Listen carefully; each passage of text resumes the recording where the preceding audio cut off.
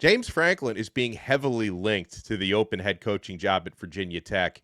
Even with bigger jobs open, here's why the Hokies might be the right fit.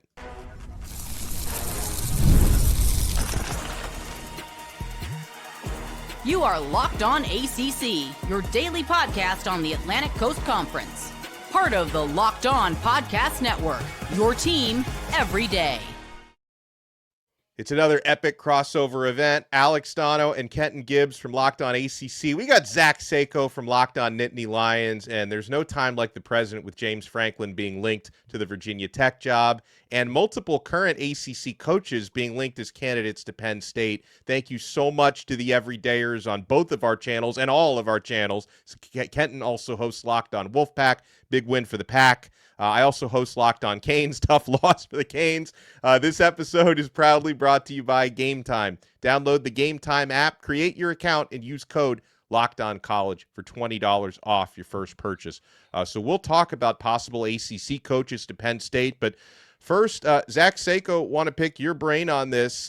Heavy links over the past week or so to James Franklin possibly landing at the vacancy at Virginia Tech, which I think catches a lot of people by surprise because Virginia Tech would probably have to pay more for James Franklin than they've ever paid for a football coach before.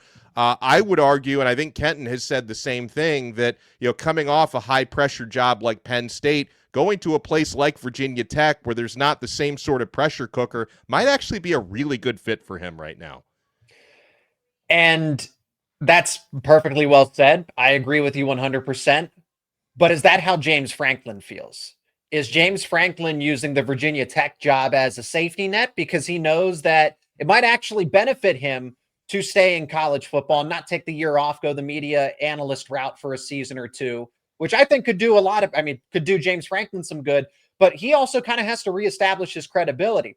But does James Franklin fully believe that for himself? As Florida is still open, LSU, which is, obviously going to be the case, but as Florida is open, LSU, now Auburn, this conversation continues to take twists and turns. And if those jobs weren't available, slam dunk Virginia Tech. I have a hard time, but it's kind of I have to believe it to see it kind of thing, because I know how James Franklin is, and I'm not trying to demean him. I know how Jimmy Sexton, his agent, is. And that's the big one right there. It has to do with a lot of the fact that Franklin believes that he's better than Virginia Tech. Is this a move that Franklin believes is best for him for the next 5, 10, 15 years? It's also kind of odd that Virginia Tech hires one Penn State coach, fires him, and then brings in the next Penn State coach behind him, Brent being the former Penn State defensive coordinator. It's just hard for me to materialize how going from a team within the Big Ten with all the resources, all the support that Penn State gave to Franklin, and then taking a significant step back in terms of the leverage that you have and being in the ACC, I just have a hard time buying that Franklin is okay with that, which is why he's using Virginia Tech probably as a safety net and being advised so by his agent, Jimmy Sexton, to either get as many guarantees as logistically possible from BT or waiting until Auburn, Florida, LSU isn't calling. I've heard that from our counterpart over at Locked On LSU with Matt Moscona, that LSU has not mentioned the words James Franklin in a sentence by anybody. So Auburn, though, could have legit interest, and I think that's what Franklin and his agent are waiting for. Well, I want to push back against the idea that, James Franklin looks at this job as beneath him, and especially Jimmy Sexton. If he's looking out for his candidates or his representative or the coaches he represents in a meaningful way, James Franklin is an East Coast guy. It takes a certain personality, a certain type of guy to not only succeed, but to stay around at a place like Auburn.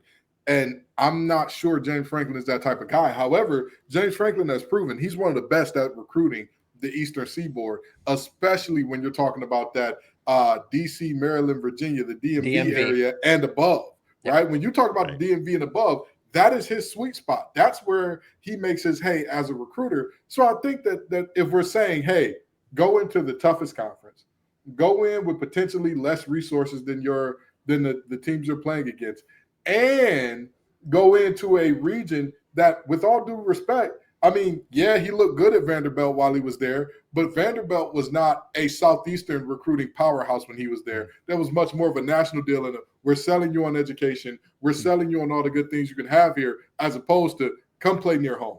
You're from here, play here, win ball games here. So I think that there is a lot of legitimacy to the Virginia Tech angle in that regard. But let me ask you this, from the other regard of location, right? Do you think that it's a great fit going from Happy Valley to a place like Blacksburg, being that these are two very unique, very rural places that, you're very far removed from your nearest major city and all that, and that environment is kind of a bubble. Do you think that that's a good fit for James Franklin, or is that being overstated by people saying it's a great transition to go from Happy Valley to Blacksburg? I mean, he knows that all too well. He knows how to maximize, at least to the best of his ability, because I know the recruiting limitations of State College, Pennsylvania. I'm not going to sugarcoat it and say that, oh, that's a destination for tons of college athletes. It's not. It takes a very it is a niche location. But Virginia Tech, kind of a similar situation where I'm not here to compare State College versus Blacksburg, but it's another similar setup where it's not Miami, right? It's not LA. And that's a really extensive comparison, right? That's even further from what we're talking about here. My point being is that it's not just easy to say, hey, location, location, location. And James Franklin is used to that. So him being at Virginia Tech, I think the schools in the ACC should be concerned about that above all else. To say that, oh, well, Penn State should be worried. He's right in the East Coast. He still has the connections. In the short term, yes, because he could poach players in the transfer portal because he has relationships built. I fully expect players that they think that they can start at a school like Virginia Tech. Remember, this is ACC versus the Big Ten, okay? Mm-hmm. And I don't mean to come on, do a crossover with your guys, the show devoted literally to the conference itself. But don't worry, we criticize the ACC enough here on Locked On ACC, so you're all good, brother. Don't worry about what you say. But that's just it, is that Penn State will have to worry about its own issues with Notre Dame, Ohio State, Michigan, and other powers in the SEC that try to move up into the Northeast, whereas Franklin, that's a concern for Maryland. That's a concern for schools like North Carolina, Virginia, who's obviously seeing ample success. For James Franklin to drop down into Virginia Tech like that, I think he could get VT at the top of the ACC, but my expectation is that he's using it as a springboard in the next 3 to 4 years to get back within the Big Ten or the SEC. All right, so let me ask you then, as we close the book on Franklin before we move on to everything else, your prediction as to where he's going to end up, whether it is out of coaching altogether, maybe for a year sabbatical on TV like so many coaches do, or if he does land at a program, which program do you think is the best fit in his mind? In his mind, I would look at a school. Here's one that's just not being discussed as much because I don't know what direction they're going to go in. I think Michigan State would be phenomenal for him, actually. I think the Wolverine, the Auburn makes a ton of sense. I've always said that Florida would be a job to watch in the past, before any of this happened. I'm talking 5 years ago when there was steam that he was going to go to USC. It was USC, LSU, and Florida were always the schools that I viewed as jobs. Back in 2018 and 2019, they could poach James Franklin from Penn State when times were extremely different before NIL, transfer portal, and all of that. Florida makes sense to me. LSU, since they're not even saying his name over there, I'm not going to consider them. Auburn has genuine interest. He's showing up on hot boards. I know that John Summerall is the leading candidate, but I think under the circumstances now, Michigan State could use somebody that could stabilize, and recruiting in the Michigan area, which he's actually had success with. The Wolverines need some resistance. They need somebody to go up and compete with them in recruiting. That's why Michigan is as good as they are now, because they don't have anybody pushing back on them in the local areas, because Michigan State isn't a threat anymore. That's when Jim Harbaugh had his biggest struggles, because Michigan State was actually doing well as a program. I thought UCLA would be a good fit, because if USC really liked him, well, UCLA is not that far from USC in proximity. But Michigan State, I think, is the best situation for him. UCLA, I think, would be a good situation for him. Virginia Tech, for right now, is an ideal setup for him. But is James Franklin willing to accept that himself? KG, I'll give you the final word on that. Well, to say that Michigan State would be a better job than Virginia Tech, I don't give a damn about conferences, Sako. You're tripping. You're tripping. Yeah, what's going on here? Your perennial little brother to a school that is not just a regional powerhouse. Michigan is a national brand. That's one of those, like, you're always going to be little brother situation, as opposed to Virginia Tech, where even when Virginia's having immense success, people still look at them like, can you beat Virginia Tech at the end of the year? And even beyond that, the UCLA USC thing, I could see that being more of a thing. But let's not sell Virginia Tech short here. But let me end it with this. Let me ask you this one question before we go to break here. If we're talking about James Franklin in the next 5 to 10 years, where do you think this trajectory goes? Is he going upward from here and this was just a bad year? Or do you think this is the beginning of a long decline? I think he reestablished his credibility. If he ends up at a place like Virginia Tech, he'll win, and he'll win pretty quickly because he has connections. Again, he'll bring with him elements that were at Penn State. You know, what is someone like Anthony Poindexter thinking? Would he follow James Franklin? And then that's a home run coaching hire that just gets somebody that can recruit very well. So Virginia Tech would start to swing and punch above its weight class, which would be bad for the ACC. And then that it reestablishes James Franklin's credibility as a recruiter, as a program builder, and then somebody that's just in flux. Every 3 years, they're Auburn firing a coach, Florida, every few cycles, they fire somebody. Let's get James Franklin to see if that's the answer. So when James Franklin promises national titles, I don't think he's winning a national title anytime soon, if ever, at any program. But he will be able to reestablish what he does well and then get back to doing what he does best, and that's winning consistently, but your ceiling is capped.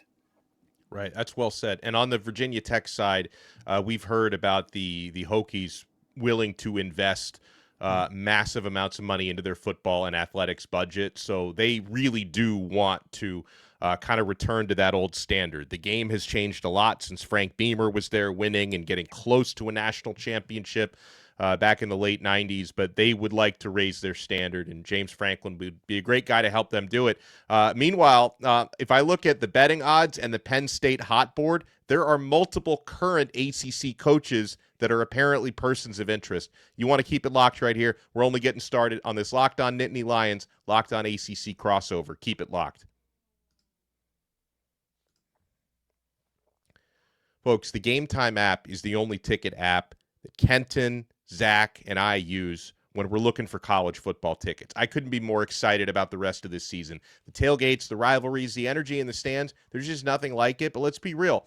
Actually getting tickets can feel like more of a battle than the game itself, with endless queues, hidden fees, prices jumping at checkout. But that's why we use Game Time, the app that gives the advantage back to the fans. It is the easiest way to score last-minute tickets at the best prices with no surprise fees. What you see is what you pay. That's what I love about Game Time. What else I love is the panoramic views you can get right there in the app from your seat before you buy. You know exactly what you're going to be looking at. So take the guesswork out of buying college football tickets with Game Time. Download the Game Time app, create your account, and use code LOCKEDONCollege for $20 off your first purchase. Terms apply. Again, that's promo code LOCKEDONCollege, all one word, LOCKEDONCollege, for $20 off. Swipe, tap, ticket, go! Download the Game Time app today. Thank you for making Locked On ACC and Locked On Nittany Lions your first listens today, and make the other show your next listen. If you're a Locked On Nittany Lions everydayer, check out Locked On ACC. You watch Locked On ACC every day, check out Locked On Nittany Lions. All right, so Zach Sako, I got to ask you, because I keep seeing Jeff Braum, current head coach at Louisville. I've seen him atop the betting odds on certain occasions as a possible next head coach for Penn State. I've seen Brent Key, who's doing a great job despite the fact he just took an L to the Fighting Kenton Gibbs over the weekend. I see Brent Key showing up on that hot board as well. Do you like either of them as a possible next head coach at Penn State, and why? Tons. And the preference is Jeff Braum, because he's been within the Big Ten. He was, the reason he landed Louisville, aside from we're talking deep connections. I spoke to somebody today about why they don't think Jeff Braum is a realistic candidate for Penn State, because I had no idea how deep the connections were for him at that. So that's going to be tough. It's going to be tough. Never say never. People have left their alma mater before for head coaching positions elsewhere, but I'm just saying that if Penn State is going to make it difficult for Jeff Braum to say no, let's just put it that way, if they believe that he is a true candidate. But it's being reported that, I mean, we want to talk about tangible and not just speculation. The tangible is being reported by 24/7 that Brent Key during the bye week here, so he goes and loses to the fighting Kenton Gibbs. And then on his week off, he's set to have an in-person interview with Pat Kraft, the athletic director for the Penn State job. There's no wrong answer here when it comes to Penn State and who they're targeting. And because you're going to go in the correct direction if you get Jeff Braum. I've always said that in this coaching search, Penn State needs, and we could talk about Manny Diaz, right? He's at Duke in this conversation. He's still going to be linked to this job and be one of the contenders all the way through. But speaking on Braum, you need somebody different than what James Franklin has given Penn State for a decade plus here. And look no further than the results themselves. Okay, well, what about recruiting? What about his connections and things like that? Okay, but how about somebody that's just winning the big games? Somebody that is 4-4 against top 25 teams. He wasn't doing that at Western Kentucky, but he picked up 3 top 5 wins at Purdue, and go figure, has a more recent victory over the Ohio State Buckeyes than James Franklin does. And then he adds to it. He defeats on a Friday night the number 2 Miami Hurricanes. And you can make the argument sent that team in a downward spiral because of that game. So Jeff Braum, just in-game coaching, not being afraid of the moment. I'm not here to say that James Franklin was afraid, but he doesn't shy away from it. I think he embraces it. So if you want something different, how about going after the guy that actually does the thing that James Franklin never could, winning the big game? Yeah. So tell me this. Braum is your number 1 guy. Okay. Number out of 2, the ACC. Out of the ACC. Oh, who's your number 1 guy overall? Who's your number 1 guy overall if it ain't Braum? If logistics aside, Mike Elko, Texas A&M. Logistics aside. Perfect. Oh, it's angered Kenton. The number 1 woman I want on Hinge to match with me is Megan Thee Stallion. We got to be realistic with ourselves, Zach. We got to be realistic with ourselves. She's dating Klay Thompson. He's 6'7" and $100 millionaire. I can't pull that. I can't do that. Okay. I think you could. Leaves half the battle.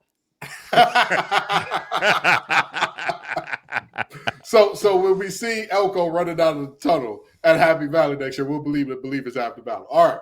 Of the people. Hold on, let me ask you this real quick. Were you relieved to see Matt Rule sign an extension with Nebraska? Because I'm not a Matt Rule believer. I think you dodged a bullet there.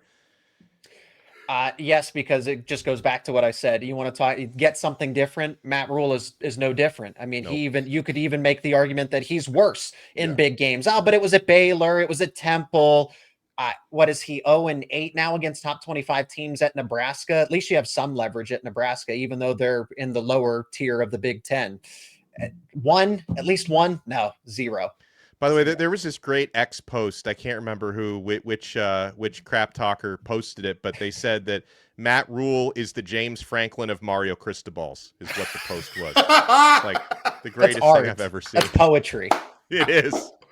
Oh, it was in haiku form, I think. Shakespearean. So of the guys that are on the betting odds favorites, right? Of the guys that we know, like, hey, this is a serious chance that Penn State has to land them. I feel like Braum is your number 1 of those guys. And if not, who is? And who are your 2 and 3 of that list? And are they both ACC coaches? Or are you looking elsewhere? I mean, I like Brent Key a ton. So if I had to go, okay, well, it's impossible to hire Mike Elko. Let's bring the logistics and the being realistic, actually. Right. Same thing with Kalen DeBoer. I'm saying 1A, 1B, logistics aside, you target Mike Elko. You make a phone call. And Kurt Cignetti, you make the phone call.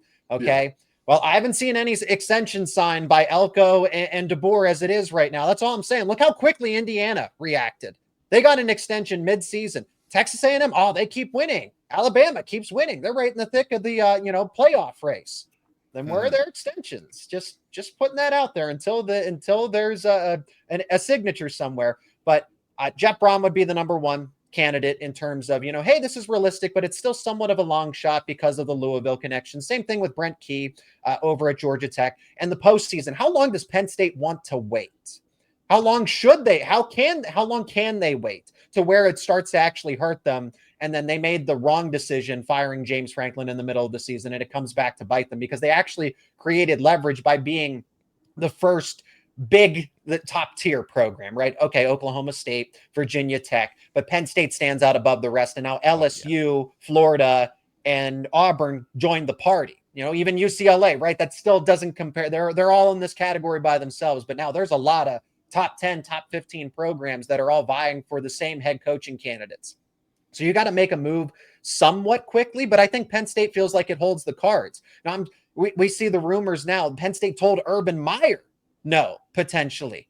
That Penn State is basically telling people knowing that they are kind of dictating the terms of this head coaching search. With all that being said, if they don't get an established head coach, Brian Hartline would be offensive coordinator of Ohio State. You see how it's worked with Dan Lanning. You see how it's worked with Marcus Freeman, Kirby Smart. They're not the standard. They're the exception. I get it. However, I'd like to think that Brian Hartline, again, would bring elements that are different to James Franklin, player development, connections, the recruiting. Absolutely. And James Franklin's a great recruiter, but it's a different, it's the player development along with the recruiting. And Penn State, I'm so sick of them having middle of the road QBs and wide receivers that Brian Hartline would fix that overnight. Oh, your wide receiver problem would be fixed in the snap of a finger if you get Brian. He's taken enough guys out of South Florida that I know. Yep. I know how that goes. I know how that playing goes with the him. Dolphins. That's why. Yeah, absolutely. Well, when we come back, I want to break down where this opening at Penn State ranks among all these big jobs available. Where the Virginia Tech job ranks. Obviously, they're going to be behind a few of these behemoths that are now open, but you want to keep it locked right here. Locked on Nittany Lions, Locked on ACC crossover right here on the Locked On Podcast Network. Guys, the NBA is back, and there's no better place to get in on that action than right now than with FanDuel, the official sports betting partner of the NBA. Even if you miss the start of the game or you want to ride the hot hand, FanDuel has live bets on everything from who will score next to fourth quarter comebacks. Plus, you can even combine your live bets into a same-game parlay for a shot at a bigger payout. It keeps every game exciting, especially when your team's making that late push. Right now, FanDuel is giving customers $300 in bonus bets. New customers, $300 in bonus bets when your first $5 bet wins. So head to FanDuel.com to sign up and play your game with FanDuel, the official sports betting partner of the NBA. It's a Locked On ACC, Locked On Nittany Lions crossover. So in terms of Penn State, for me, it's definitely it's obviously a top 4 job, maybe a top 3 job. Normally, Kenton, I would have, and I have in the recent past, ranked at the LSU job number 1. But then it's like there's all this political stuff that I don't fully understand going on with the governor getting the AD fired. It's like, I don't know if that makes the Penn State job or the LSU job, I should say, a little bit diminished. The Auburn job is now open, but they certainly have not shown long-term commitments to head coach. They cycle through guys every few years. Same thing with Florida, but those are massive jobs. Like at least, Penn State has shown commitment to the coaches that they've had. They stuck with James Franklin for a really long time. That may make the job, top 2 caliber. Kenton, I'll go to you first. Where do you rank Penn State, and how do you rank the openings right now? I'd still say it's got to be number 3 or 4, depending on what else pops open. Only because LSU is – I don't care what they got going on politically. I don't care what type of jackass I don't want to lose our clean rating, but what type of buffoon, rather, the governor looks like at times. Realistically, when you look at all these openings and say who has won the most recent national championship, what is a state that does not have any serious competition around them? Yeah. Ole Miss is the only school that you're looking at that's a bordering school that you're like, that is a serious school at all times. And maybe you would go Alabama as well, but that's it. That's all. That's it. Like in-state Louisiana, which is one of the best recruiting states in the country, they have no competition in state. None. None. They are the standard. They are what Ohio State is to the state of Ohio. It's just nobody's close. Yeah. So I'd say LSU has to be number 1, even though Florida continues to cycle through coaches. You want to talk about a hotbed of talent, Donno? Yeah, you got to fight. Don't get me wrong. You got to fight. You got to battle. You got to scrap to keep those. And even if you only win like 20% of the battles in state, you're still getting great players down here. A great recruiting class. So I'd say that they're number 2. And we got to talk about it because we know it's going to be open. Florida State. I might say Florida State is number 2 and Florida's number 3, actually, because Florida State, you talk about commitment to a coach, you talk about all of the resources, and you talk about the way that Zach talked about the ACC. Anybody can come in and win. Anyone. So Florida State, for them, I think the Florida job is better than the Florida State job right now because Florida State is in more debt. And this is only if they fire Norvell, obviously, but they just spent hundreds of millions on stadium renovations, the ACC lawsuit, and if they also fire Mike Norvell, which is going to cost close to $60 million, Florida's buyout for Napier was a fraction of that. Well, Donno, the reason I say that is because booster money is a lot like NFL salary cap and everybody's the Saints. It doesn't really exist. Like the number's kind of there, but we're always like, wait, how the heck, what's going on? And all of a sudden more money appears. So I think Florida State is a fantastic job because they have the resources, they have the success, they can pitch to kids. Dude, we won an ACC championship 3 years ago.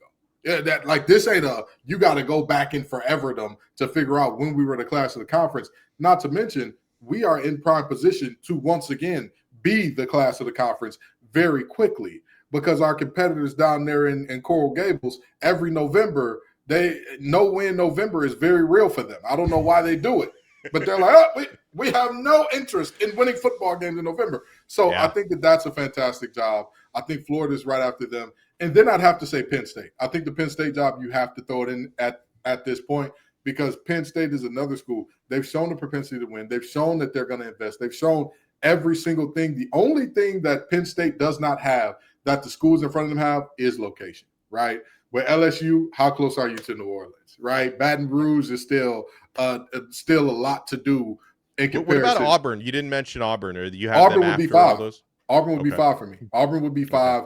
And I think there's a gap between those top 4 and 5. I mean, let's be very realistic. You want to talk about nothing to do? Everything in Auburn, every single thing in Auburn is Auburn. That's it. That's all. Everything is on the main road, and the main road has tigers all over. Their Walmart got a tiger on it, for Christ's sake, Donno. It's too much tiger. Tony the Tiger would throw up seeing that much tiger in one area, okay? So I think that Auburn is a distant fifth, but I would say that that's probably how we'll rank those jobs right now. What about you, Zach? I think conference supremacy really matters. It's the difference. Look, I'm not trying to make this as a direct comparison, but it is truly, you think about, okay, playing in the NFL versus the UFL versus the USFL kind of thing, right? And I'm not saying that the ACC is the equivalent, but development, who you're playing against on Saturdays routinely, and resources. Okay, so, Florida State and Virginia Tech, the surrounding areas might be a little bit better. LSU, I agree, is the top job opening. But again, it's really to each their own. If you find somebody that says, I don't mind State College, Pennsylvania, I could see myself anchoring down here for the next decade, 2 decades, 3 decades.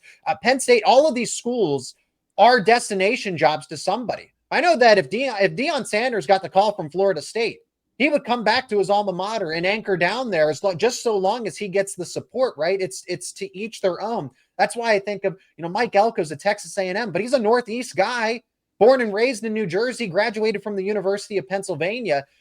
If we're actually looking at the dollars, the revenue, Penn State is a 10B school in terms of revenue based on what the Athletic did in terms of valuing the programs. Texas is far and away number 1. They 2.3 billion. It's something like that. But Penn State is at 1.2 billion. And then LSU is at 1.23 billion. So they have the resources. They have the revenue to compete with the people that are saying that, Penn State's barely a top 20 job. They struggle with NIL and things like that. It's just not the case. So Penn State is right there at LSU, Florida, and Penn State. I mean, you have an athletic director that is ready to go, ready to open up the war chest and give you whatever you need. He did that for James Franklin. And James Franklin couldn't succeed. He said, you want Jim Knowles as your defensive coordinator? We'll go get him. You want a player out of the transfer portal? We'll do what it takes to go get him. And somehow it was fumbled. It was mismanaged for whatever reason. And we might not know exactly what it is, a year or 2 years from now. All that being said is that though it's LSU, Florida, and Penn State in some sort of ranking. And then Florida State, Virginia. Let me include Auburn in there as well. Auburn, I would say I would put, if I had to actually rank them, I would say LSU. But then again, do you want politicians meddling in your job? Do you want a governor or a state politician who knows nothing about your program to come in and say, yeah, you're done. You don't have a job. I don't care if you're an LSU grad. I don't care if you're an LSU alum. I know better than you because I'm a politician that it doesn't have anything to do with your football program. So you could make the argument that leverages Penn State to the top, and then it's LSU because recruiting is going to be, everybody loves LSU in Louisiana. So, yeah. Well, this has been good stuff as always. You guys want to make sure you follow all of us. It's great for us on Locked On ACC connecting with Zach from Locked On Nittany Lions. Follow him on X at Zach_Sako. And, of course, check out Locked On Nittany Lions. Check Kenton and I out on Locked On ACC. Follow Kenton at TGIF_Kenton. He's also on Locked On Wolfpack. I also host Locked On Canes. Follow me at Alex Donno, and we'll see where the dominoes fall. This has been the craziest coaching carousel I can ever remember in college football. I've been watching this sport for a long time. So we'll talk to you again next time. Thank you for making this Locked On crossover your first listen right here on the awesome Locked On Podcast Network. Your team every day.